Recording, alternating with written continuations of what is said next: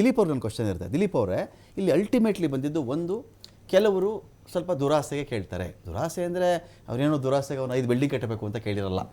ಆದರೆ ಒಬ್ಬ ಗ್ರಾಹಕನಿಗೆ ನಾನು ಎಷ್ಟು ತೊಗೋಬೇಕೋ ಅಷ್ಟು ತೊಗೊಳ್ಳಿ ಇವರು ಅವ್ರ ಸೇವೆಗೆ, ಜಾಸ್ತಿ ತೊಗೋತಾ ಇದ್ದಾರೆ ಅಂತ ಒಂದು ಫೀಲಿಂಗು. ಇದೇ ಗೋವಾ ಪ್ರವಾಸೋದ್ಯಮಕ್ಕೆ, ಇದೇ ನಮ್ಮ ಕಡೆ ಕೆಲವು ರೆಸಾರ್ಟ್ಗಳು, ಹೋಮ್ ಸ್ಟೇಗಳು, ಆ ವಿಚಾರಗಳು ಏನಾಯಿತು, ತೀರಾ ದುಬಾರಿ ಮಾಡೋಕ್ಕೆ ಶುರು ಮಾಡಿಬಿಟ್ರು. ಗೋವಾದಲ್ಲೂ ಅಷ್ಟೇ 15,000, 17,000, 12, 7,000, 8,000 ಮಾಡೋಕ್ಕೆ ಶುರು ಮಾಡಿದಾಗ, ಈ ಸೇಮ್ ನಮ್ಮಲ್ಲೂ, ನಮ್ಮ ರಾಜ್ಯದ ಪ್ರವಾಸೋದ್ಯಮದಲ್ಲೂ ಕೂಡ ಕೆಲವರು ಆ ಥರ ಮಾಡಿಬಿಟ್ರು. ಜಾಸ್ತಿ ರೇಟ್ ಮಾಡೋಕ್ಕೆ ಶುರು ಮಾಡಿದ್ರು. ಜನ ಎಲ್ಲಿಗೆ ಯಾವ ಕಡೆ ಡೈವರ್ಟ್ ಆದರೆ ಹೇಳಿ? ಬಾಲಿ, ಥೈಲ್ಯಾಂಡ್, ಶ್ರೀಲಂಕಾ. ಹೌದು, ಅದನ್ನ ಆಯ್ಕೆ ಇಲ್ಲಿಗೆ ಹೋಗಿ ಬರ್ಬೋದಲ್ಲಪ್ಪ, ನಾನು ಇಷ್ಟೊಂದು ಇಲ್ಲಿ ಯಾಕೆ ಕೊಡಲಿ ಅಂತ. ಸೇಮ್ ನಾನು ಇಲ್ಲೂ ಹೇಳ್ತಿರೋದು, ಈ ದರದಲ್ಲಿ ಕಡಿವಾಣ ಹಾಕೋಕ್ಕಾಗತ್ತಾ? ಸರ್ಕಾರ ಅವರು ನಾನು ಒಳ್ಳೆ ಮಾತು ಹೇಳಿದ್ರು, ನಮಗೂ ಹಂಗೆ ಮಾಡಿಬಿಡ್ಲಿ ಬಿಡಿ ಸ್ವಾಮಿ, ನಮ್ಮ ಹತ್ರ ಟ್ಯಾಕ್ಸ್ ಆಗಿ ತಗೋತಾರೆ ಇವರು. ವೈಟ್ ಬೋರ್ಡ್ ಒಂದೇನೋ ನಮಗೂ ಅದು ಅಪ್ಲೈ ಮಾಡಿಬಿಡ್ಲಿ, ನಮಗೆ FC ಮಾಡಿಸು ಅಂತಾರೆ, ಟ್ಯಾಕ್ಸ್ ಯಾಕೆ ಕಟ್ಟಿಲ್ಲ ಅಂತಾರೆ, ನಮಗೊಂದು ಟೋಲು, ನಮ್ಗೆ ಇದೆಲ್ಲ ನಮಗೂ ಫ್ರೀ ಮಾಡಿಬಿಡ್ಲಿ ಬಿಡಿ. Panic button. ಹಾಂ, ಸೊ ನಾನೇನು ಹೇಳ್ತೀನಿ, ಇವಾಗ in case if the two wheelers if they ask for a licence or permission, you cannot say ನೀವು ಡಿನೈ ಮಾಡೋಂಗಿಲ್ಲ ಅಂತ ಹೇಳಿದ್ದಾರೆ. ಸೊ ನೀನು ವೈಟ್ ಬೋರ್ಡಲ್ಲಿ ಓಡಿಸು ಅಂತ ಹೇಳ್ಬಿಟ್ಟು ಏನಾರು ಡೈರೆಕ್ಷನ್ ಕೊಟ್ಟಿದ್ದಾರಾ ಹೈಕೋರ್ಟು? ಇಲ್ಲ. ನಿನಗೆ ಸೇಫ್ಟಿ ಇಟ್ಕೋಬೇಡ ಅಂತ ಏನಾರು ಹೇಳಿದಾರಾ? ಇಲ್ಲ. ನೀನು ಮಾಡು, ನೀನು ಪರ್ಮಿಷನ್ ಕೊಡು, ಪರ್ಮಿಷನ್ ಹಾಕ್ಬೇಕಾದ್ರೆ ನೀನೇನೋ ಕಂಡೀಷನ್ ಹಾಕ್ತೀಯ ಹಾಕು ಅಂತ ಹೇಳಿದ್ದಾರೆ.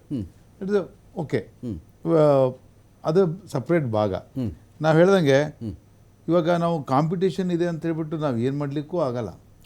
ಹಾಗಂತ ಹೇಳ್ಬಿಟ್ಟು ನಾನು ಆಟೋನ 10 ರೂಪಾಯಿಗೆ 5 ರೂಪಾಯಿಗೆ ಓಡಿಸಿದ್ರೆ ಆಗಲ್ಲ, ನಾನು ಆಟೋ ಓಡಿಸೋಕ್ಕೆ ಆಗಲ್ಲ. ಹಾಗಂತ ಹೇಳ್ಬಿಟ್ಟು ಅವರು 10 ರೂಪಾಯಿಗೆ 5 ರೂಪಾಯಿಗೆ ಅವ್ರೇನು ಬರ್ತಾ ಇಲ್ಲ. ಇವಾಗ ನೋಡಿ, ಶುರುವಾದಾಗ ಎಲ್ಲ ಚೆನ್ನಾಗಿರುತ್ತೆ. ಈಗ ವೀರೇಶ್ ಅವ್ರು ಹೇಳ್ತಿದ್ದು 100 ರೂಪಾಯಿ ಕೊಡ್ಬೇಕು ಸ್ವಾಮಿ ಅಂತಾರೆ.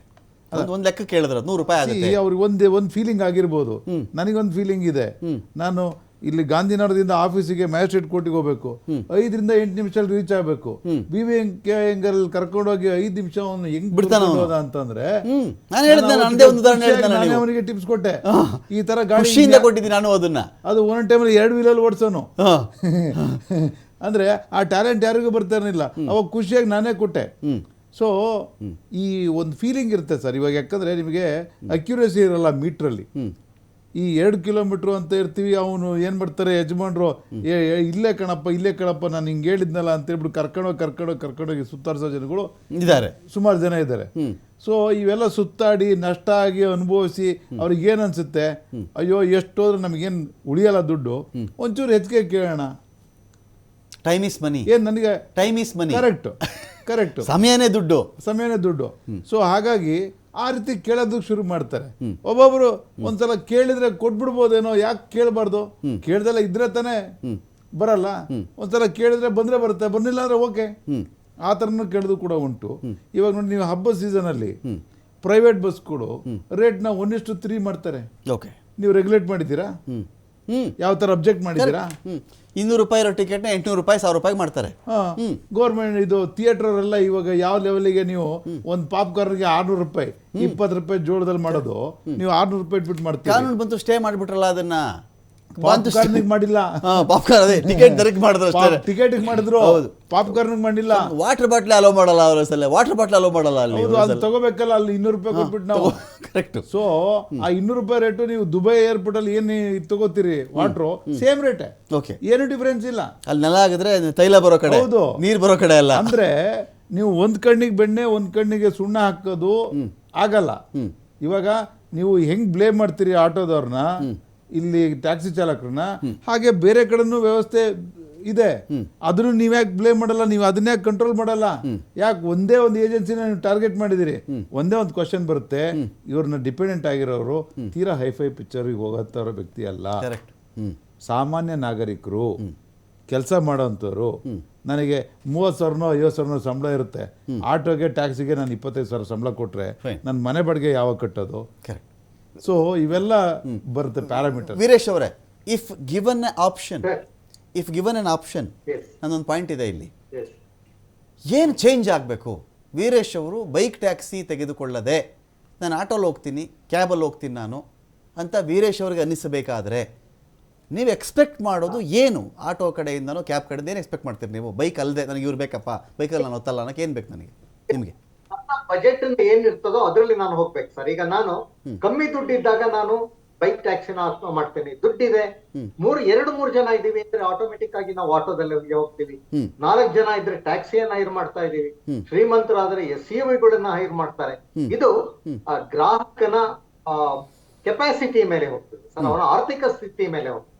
ಈಗ ಬೈಕ್ ಟ್ಯಾಕ್ಸಿಯಲ್ಲಿ ಯಾರು SUV ನಲ್ಲಿ ಓಡಾಡುವಂತ ವ್ಯಕ್ತಿ ಯಾರು ಬೈಕ್ ಟ್ಯಾಕ್ಸಿನಲ್ಲಿ ಹೋಗ್ತಾರೆ. ಬೈಕ್ ಟ್ಯಾಕ್ಸಿ ಇಲ್ದಾಗ ನೀವು ಆಟೋ ಹೋಗ್ತಿರ್ಲಿಲ್ವಾ ಹಾಗಾದ್ರೆ ಒಬ್ರೆ? ಬೈಕ್ ಟ್ಯಾಕ್ಸಿ ಇಲ್ದಿದ್ದಾಗ ಆಟೋ ಹಚ್ತಾ ಇರಲಿಲ್ಲ ನೀವು ವೀರೇಶ್ ಅವರು?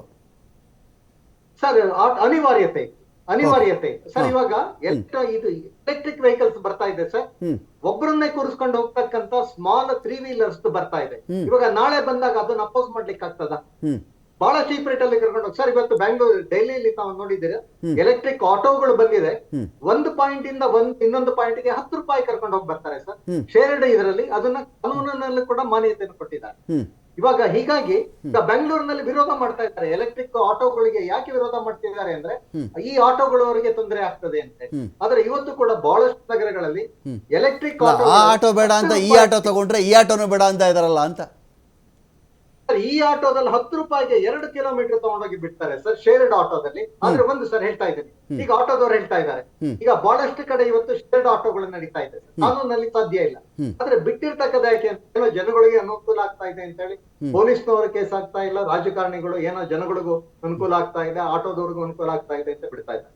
ಹೀಗಾಗಿ ಸರ್ ಒಂದು ಬೈಕ್ ಟ್ಯಾಕ್ಸ್ ವಿರೋಧ ಬದಲಾವಣೆಗಳನ್ನ ಯಾವತ್ತೂ ಕೂಡ. ವೀರೇಶ್ ಅವರು ಒಂದು ಮಾತು ಕೇಳಿದ್ರು ನಾರಾಯಣ ಸ್ವಾಮಿ ಅವರು, 7 ಲಕ್ಷ ಕುಟುಂಬಗಳು ಅಂತ ಹೇಳಿದ್ರೆ 7 ಲಕ್ಷ ಆಟೋ ಓಡಿಸೋರು ಇದ್ದೀವಿ, ಎಲ್ಲ ಅವಲಂಬಿತರು ಸೇರಿಸ್ಕೊಂಡ್ಬಿಟ್ರೆ 21 ಲಕ್ಷ ದಾಟುತ್ತೆ ಅಂತ ಹೇಳಿದ್ರು. ಅವ್ರದ್ದು ಬದುಕೆ, ಸರ್ಕಾರ ಎಲ್ರಿಗೂ ಉದ್ಯೋಗ ಕೊಡಕ್ ಆಗಲ್ಲ, ನಮ್ದು ಜೀವನ ಅಲ್ಲ ಸ್ವಾಮಿ, ನಮ್ಮನ್ನ ನಂಬ್ಕೊಂಡು ಜನ ಇದಾರಲ್ಲ, ನಾವೇನ್ ಮಾಡ್ಬೇಕು ಅಂತ ಕೇಳಿದ್ರು ಅವರು. ಇದು ಕಾಂಪಿಟೇಟಿವ್ ವರ್ಲ್ಡ್ ಸರ್. ಈಗ ತಾವ್ ಹೇಳ್ತಾ ಇದ್ರಲ್ಲ, ಈಗ ಅಂಗಡಿ ಪಕ್ಕದಲ್ಲಿ, ನಾನು ಹೋಟೆಲ್ ಪಕ್ಕದಲ್ಲಿ ಇನ್ನೊಂದು ಹೋಟೆಲ್, ನಾನು ಸಣ್ಣ ಹೋಟೆಲ್, ಗಾಡಿ ಹೋಟೆಲ್ ಇಟ್ಟು ನಡೆಸ್ತೇನೆ ಸರ್. ಅದು ಅವನು ಬಂದು ಗಲಾಟೆ ಮಾಡ್ಲಿಕ್ಕೆ ಆಗ್ತದ? ನನ್ನ ಹೊಟ್ಟೆ ಹೊಡಿತಾ ಇದ್ದೇನೆ ಅಂತ ಹೇಳಿ. ಇದು ನನ್ನ ಬದುಕಿನ ಪ್ರಶ್ನೆ. ಈಗ ನಾವ್ ಹೇಳಿದ್ರೆ, ಈಗ ಬೈಕ್ ಟ್ಯಾಕ್ಸಿ ನಾನು ಒಂದು 1 ಲಕ್ಷ ರೂಪಾಯಿಯಲ್ಲಿ ಒಂದು ಬೈಕ್ ಟ್ಯಾಕ್ಸಿ ಮಾಡ್ಕೊಂಡು ನಾನು ಓಡಾಡಬಹುದು ಸರ್. ಆಟೋಗೆ ಇವತ್ತು 4 ಲಕ್ಷ ರೂಪಾಯಿ ಬೀಳ್ತಾ ಇದೆ, ಪರ್ಮಿಟ್ ಎಲ್ಲ ಸೇರಿ 4 ಲಕ್ಷ ರೂಪಾಯಿ ಬೀಳ್ತಾ ಇದೆ ಸರ್. ದಿನದ ಬಾಡಿಗೆ ಓಡಿಸೋದಾದ್ರೆ 400-500 ರೂಪಾಯಿ ಬಾಡಿಗೆ ವಸೂಲಿ ಮಾಡ್ತಾ ಇದ್ದಾರೆ. ಖಂಡಿತ ಜಗದ ಬದಲಾವಣೆ, ಜಗದ ನಿಯಮ, ಅದನ್ನ ಇನಿಷಿಯಲ್ ಸ್ಟೇಜ್ ಅಲ್ಲಿ ಈ ರೀತಿಯ ಒಂದು ತಿಕ್ಕಾಟ ಅಥವಾ ವಿರೋಧಗಳು ಇರ್ತದೆ. ಬಟ್ ಒಂದು ಸತಿ ನೀವು ಪರ್ಮಿಟ್ ಮಾಡಿದ್ಮೇಲೆ ಅದೆಲ್ಲ ತಿಳಿ ಆಗ್ತಾ ಹೋಗ್ತದೆ, 1-2 ತಿಂಗಳಲ್ಲಿ ಸರಿ ಹೋಗ್ತದೆ. It's an initial stage. ತಪ್ಪು ಮಾಹಿತಿ ಸರ್ ಅವ್ರಿಗಿರೋದು. ಕೇಸ್ ಹಾಕಿಲ್ಲ ಅಂತ ಸರ್ಕಾರ ಸಾವಿರಾರು ಬೈಕ್ಗಳಿಗೆ ಕೇಸ್ ಹಾಕ್ತು, ಪೊಲೀಸವ್ರು ಹಾಕಿದ್ರು, ಎಲ್ಲ ಹಾಕಿದ್ರು. ಏನಾಯ್ತು, ಕೋರ್ಟ್ನಲ್ಲಿ ಹೋಗಿ ಇವರು ಅಳಲು ತೋಡ್ಕೊಂಡ್ರು. ಈ ಕ್ಲಾಶ್ ಏನಾಯ್ತು ಡ್ರೈವರ್ಸ್ಗೂ ಇವ್ರಿಗೆ. ಇದನ್ನ ಒಂದು ಸ್ವಲ್ಪ ದೊಡ್ಡದಾಗಿ ಪ್ರಚೋದನೆ ಥರ ಮಾಡಿಸಿ ಡ್ರೈವರ್ಗಳು ನಮ್ಗೆ ತುಂಬ ತೊಂದರೆ ಕೊಡ್ತಾ ಇದ್ದಾರೆ ಅಂತ. ಹಾಗಾಗಿ ಏನು ಕೋರ್ಟು ಮಧ್ಯಪ್ರವೇಶ ಮಾಡ್ತು, ಬೈಕ್ ಟ್ಯಾಕ್ಸಿ ಅವ್ರನ್ನ ಯಾರು ಅಡ್ಡಗಟ್ಟಬಾರ್ದು, ಯಾವುದೇ ರೀತಿ ತೊಂದರೆ ಕೊಡಬಾರ್ದು ಅಂತ. ಸರ್ಕಾರ ತುಂಬ ಪೆನಾಲ್ಟೀಸ್ ಹಾಕಿದೆ ಸರ್, ಸಾವಿರಾರು ಬೈಕ್ಗಳಿಗೆ ಪೆನಾಲ್ಟಿ ಏನು ಹಾಕಿದೆ. ಬಟ್ ಯಾಕೆ ಅಂತಂದ್ರೆ ಈಗ ಏನು ಕೋರ್ಟ್ ಆದೇಶದಿಂದ ಸೈಲೆಂಟ್ ಆಗಿದ್ರು, ಇಲ್ಲ ಅಂತಂದ್ರೆ ಅವರು ಇದನ್ನು ನೀವು ಚಾಲೆಂಜ್ ಮಾಡ್ತಾ ಇದ್ದೀರಿ ಸುಪ್ರೀಂ ಕೋರ್ಟ್ ಅಲ್ಲಿ, ಈ ಆರ್ಡರ್ನೇ ನೀವು ಒಪ್ಕೊಂಡಿಲ್ಲ, ಮೇಲ್ಮನವಿ ಹೋಗ್ತಾ ಇದ್ದೀರಲ್ಲ. ಓಕೆ, ಏನು ನಿಮ್ಮಲ್ಲಿ ಸುಧಾರಣೆಗಳು, ಬೆಲೆ ವಿಚಾರದಲ್ಲಿ ನನ್ನ ಮಾತುಕತೆ ನಡೀತಾ ನಿಮ್ಮ ಸಂಘದ ಮಟ್ಟದಲ್ಲಿ ಸ್ವಲ್ಪ ಕಡಿಮೆ ಮಾಡ್ಕೊಳ್ಳೋಣ ನಾವು ಆಟೋ ದರಗಳನ್ನ? ಎಲ್ಲಿಂದ ಸರ್? ಅಗ್ರಿಗೇಟರ್ ಹತ್ರ ಮಾತಾಡೋ ಕತೆ ಆಗಿದೆಯಾ ನೀವು? ಸರ್ ಅಗ್ರಿಗೇಟರ್ ಜಾಸ್ತಿ ತಗೊಂತಾ ಇದ್ದಾನೆ. ನಾನು ಹೇಳೋದೇನು ಗೊತ್ತಾ, 1,000 ರೂಪಾಯಿ ನಾವು ಅರ್ನ್ ಮಾಡ್ತೀವಿ. ಅಗ್ರಿಗೇಟರು ಒಂದು ಆ್ಯಪನ್ನು ಬಂದ್ ಮಾಡಿಕೊಂಡು ಮೊಬೈಲ್ ಫೋನ್ ಜೇಬಲ್ಲಿ ಇಟ್ಕೊಂಡು ಹೊಟ್ಟು ಬಿಡ್ತಾನೆ ರೀ. ಅವ್ನು ಆಲ್ರೆಡಿ ಒಂದೆಲ್ಲ ಬಂದುಬಿಟ್ಟಿದೆ, ಒಂದು ಏನೂ ಇಲ್ಲ ಇಲ್ಲಿ ಸಂತೆಯಲ್ಲಿ. ಆ್ಯಪ್ ರಚನೆ ಮಾಡ್ಬೇಕಾದ್ರೆ ಅಷ್ಟು ಕಷ್ಟ ಕೆಲಸ ಮಾಡಿದಾನೆ ಅಷ್ಟೇ. ಒಂದು ಇಲ್ಲಿ ಯಾವ ಆಫೀಸ್ಗೆ ಹೋಗೋಣ ಹೇಳಿ, ಅಗ್ರಿಗೇಟರ್ದ ಆಫೀಸೇ ಅಡ್ರೆಸ್ ಹೇಳಿ ನನಗೆ, ಹೋಗ್ಲಿ ಅರ್ಜೆಂಟ್ ಹೋಗ್ಬೇಕು ನಾನು ಅಂದ್ರೆ. ನಮಗೆಲ್ಲ ಗೊತ್ತಿದೆ ಸರ್, ಸಂತ್ರಸ್ತರು ನೀವು ರೀ, ನೀವೇನ ಮಾಡಿ ನಾನು ಹೇಳ್ತಾ ಇರೋದು. ಫೈಟ್ ಮಾಡ್ತಾ ಇದೀವಿ ಸರ್. ಏನಿದೆ ಒನ್ ಸಿಟಿ ಒನ್ ರೇಟ್, ಈ ಸರ್ಕಾರ ಏನು ಆದೇಶ ಮಾಡಿದೆ ಇದನ್ನ ಓಡಿಸಿ ಅಂತ ಸುಮಾರು ಗಲಾಟೆಗಳನ್ನ ಮಾಡಿದ್ವಿ. ಬೈಕ್ ಆದ್ರೂ ಆಟೋ ಆದ್ರೂ ಒಂದೇ ರೇಟ್ ಫಿಕ್ಸ್ ಮಾಡಬೇಕು ಅಂತ. ಬೈಕಿಗೆ ನಮ್ಮ ಬೇಡವೇ ಬೇಡ, ಬೈಕ್ ನ ವಿರೋಧ ಮಾಡ್ತೀವಿ, ಹೋರಾಟನೂ ಮಾಡ್ತೀವಿ. ಯಾವ ಲೆವೆಲ್ಗೆ ಹೋದ್ರೂ ಹೋರಾಟ. ಏನಾಗುತ್ತೆ, ನೀವು ಟಾಂಗಾಗಳನ್ನ ಬ್ಯಾನ್ ಮಾಡಿದಾಗ, ಟಾಂಗಾ ಓಡಿಸ್ಬಾರ್ದು ನೀವೆಲ್ಲ ಅಪೋಸ್ ಮಾಡಿದಾಗ ಎಲ್ಲ ಆಟೋ ರಿಕ್ಷಾ ತಗೊಂಡ್ರು. ಟಾಂಗಾಗಿಂದ ಆಟೋ ರಿಕ್ಷಾ ಈಸಿ ಅನ್ನಿಸ್ತು, ಫಾಸ್ಟಾಗಿ ಹೋಗುತ್ತಿದ್ದು, ಕುದುರೆಗೆ ಹಿಂಸೆ ಕೊಡ್ತಾನೆ, ಒಡೆಯೋದು ನೋಡೋಕ್ಕಾಗಲ್ಲ ಅಂತೇಳಿ. ಟಾಂಗಾ ಓಡಿಸ್ತಿದ್ದವನು ಏನು ಮಾಡ್ದ ಹೇಳಿ, ನಾಳೆ ದಿನ ಆಟೋ ತೊಗೊಂಡ. ಯಾಕೆ ಬೈಕವರು ಆಟೋ ತೊಗೊಂಡ್ಬಿಡ್ಲಿ ಬಿಡಿ ಸರ್, ಆಟೋದವರೇ ಬೈಕ್ ತಗೊಳ್ಳಿ ಅಂತಾರೆ ಅವರು. ಅವ್ರು ಕೇಳಿದ್ರೆ ಆಟೋದವ್ರು ಬೈಕ್ ತಗೊಳ್ಳಿ. ಇದಕ್ಕೆ ನಮ್ಮ ಸಮುದಾಯ ಬಿಟ್ಟು ಯಾಕೆ ಹೋಗ್ಬೇಕಾ ಸರ್? ಇಷ್ಟು ವರ್ಷ ನಡ್ಸ್ಕೊಂಡ್ ಬಂದಿದ್ವಿ, ಅದನ್ನ ಬಿಟ್ಟು ಯಾಕೆ ಹೋಗ್ಬೇಕು ನಾವು? ಥ್ಯಾಂಕ್ ಯು ನಾರಾಯಣ ಸ್ವಾಮಿ ಅವರೇ, ಥ್ಯಾಂಕ್ ಯು ಮಣಿಕಂಠ ಅವರೇ, ಥ್ಯಾಂಕ್ ಯು ದಿಲೀಪ್ ಕುಮಾರ್ ಅವರೇ, ಥ್ಯಾಂಕ್ ಯು ವೀರೇಶ್ ಅವರೇ. ಇಂಥ ವಿಚಾರಗಳಲ್ಲಿ ಸರ್ಕಾರ ಯಾರಿಗೂ ಕೆಲಸ ಕೊಡಲ್ಲ. ಸರ್ಕಾರ ಇರುವುದು ಲಾಭ ಮಾಡೋಕ್ಕೂ ಅಲ್ಲ. ಸರ್ಕಾರ ಒಂದು ಬಿಸ್ನೆಸ್ ಫಾರ್ಮ್ ಅಲ್ಲ, ಅದು ಬಿಸ್ನೆಸ್ ಫಾರ್ಮ್ ಅಲ್ವೇ ಅಲ್ಲ. ಸರ್ಕಾರ ಒಂದು ಯಾಕೆ ಒಂದು ಸಾರ್ವಜನಿಕ ಸಾರಿಗೆ ವ್ಯವಸ್ಥೆಯನ್ನು ಮಾಡುತ್ತೆ, ಒಂದು ಶಾಲೆಯನ್ನು ಯಾಕೆ ಮಾಡುತ್ತೆ ಅಂತ ಹೇಳಿದ್ರೆ, ಈ ಒಂದು ವಿಚಾರಗಳಲ್ಲಿ ಅದರ ಬದ್ಧತೆ ಅದು. ಬಸ್ ಓಡಿಸೋದ್ರಿಂದ ದೊಡ್ಡ ಲಾಭ ಇಲ್ಲ ಸರ್ಕಾರಕ್ಕೆ. ಪ್ರೈವೇಟವ್ರು ಕೊಟ್ಬಿಡೋಣ ಹಾಗಾದರೆ, ಪ್ರೈವೇಟ್ ಬಸ್ ನೀವು ಓಡಿಸ್ಕೊಂಬಿಡ್ರಪ್ಪ, ನನಗೆ ಯಾಕಿದೆ ಪ್ರಾಫಿಟ್ ಇಲ್ಲ ಅಂತೇಳಿ. ನೋ, ನಮ್ಮ ಟ್ಯಾಕ್ಸ್ ತೊಗೊಳುತ್ತಲ್ಲ ಇಲ್ಲ ಒಂದು ಭಾಗ, ಒಂದು 21 ಲಕ್ಷ ಜನ ಇಲ್ಲಿ ಉದ್ಯೋಗಕ್ಕೆ ಇಲ್ಲಿ ಒದ್ದಾಡ್ತಾರೆ. ನಾಳೆ ದಿನ ಅವಲಂಬಿತರಿದ್ದಾರೆ ಅವ್ರ ಮೇಲೆ. 7 ಲಕ್ಷ ಜನ ಮೇಲೆ ಒಂದು ಟೋಟಲಾಗಿ ಒಂದು 10-15 ಲಕ್ಷ ಜನ ಅವರು ಅವಲಂಬಿತರಿದ್ದಾರಲ್ಲ, ಅವ್ರಿಗೂ ಏನಾದರೂ ಆಗಬೇಕು. ಅದೇ ರೀತಿಯಲ್ಲಿ ಬೈಕ್ ಟ್ಯಾಕ್ಸ್ ಯಾರು ಓಡಿಸ್ತಕ್ಕಂಥ ವ್ಯಕ್ತಿ ವಿಚಾರದಲ್ಲಿ, ಅವರ ಅಗ್ರಿಗೇಟರ್ ವಿಚಾರದಲ್ಲಿ ಯಾರು ಓಡಿಸಬಹುದು, ಯಾರು ಓಡಿಸಬಾರದು, ಸ್ಟ್ರಿಕ್ಟಾಗಿರ್ತಕ್ಕಂಥ ರೂಲ್ಸ್ ಬರಲಿ. ಇವರಿಬ್ಬರನ್ನೂ ಒಂದು ಕಡೆ ಕೂರಿಸ್ಕೊಂಡು, ಇವ್ರನ್ನ ನೋಡಿದ್ರೆ ಅವ್ರಿಗೆ ಸಿಟ್ಟು, ಎಲ್ಲಾನ ದಾರಿಯಲ್ಲಿ ಅವ್ನು ಹೋಗ್ತಿದ್ರೆ ಅವ್ನು ಹಿಡ್ಕೊಳ್ಳಿ, ಬೈ ಯಾವ ಒಂದು ನಿಂದು ಯಾರು ಕೂರಿಸ್ಕೊಂಡಿದ್ದೆ ನೀನು, ನಿಜ ಹೇಳೋ ನೀನು ಎಲ್ಲಿ ಅವನು, ನೋ. ಇವ್ರನ್ನ ನೋಡಿದ್ರೆ ಇವ್ರು ಸಿಟ್ಟು ಮಾಡ್ಕೊಳ್ಳೋದು, ನೋ. ಇಬ್ಬರನ್ನೂ ಒಂದು ಕಡೆ ಕೂರಿಸ್ಕೊಂಡು ಇಬ್ಬರು ಒಪ್ಪುವಂತಹ, ಜನಗಳಿಗೂ ಅನುಕೂಲವಾಗುವಂತಹ ಒಂದು ತೀರ್ಮಾನಕ್ಕೆ ಸರ್ಕಾರ ಬರಲಿ ಅಂತ ಹೇಳ್ತಾ ಡಿಬೇಟ್ ಮುಗಿಸ್ತಾ ಇದ್ದೀನಿ.